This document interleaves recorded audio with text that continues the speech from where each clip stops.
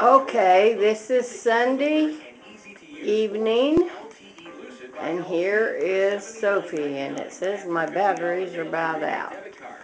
This is her little sister, but Sophie likes to eat.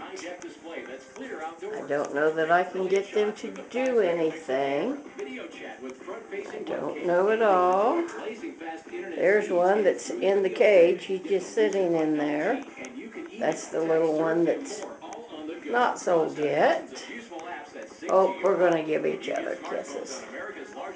Nope, she says she's not very active at this moment. Not very active at all.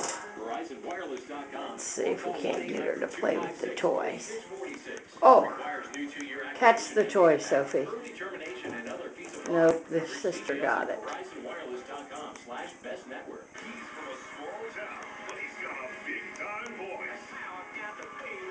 Sophie says her eyes aren't blue anymore. They're starting to get a golden haze. She's not going to move around much. It takes forever to download these things, and we should move around a little more.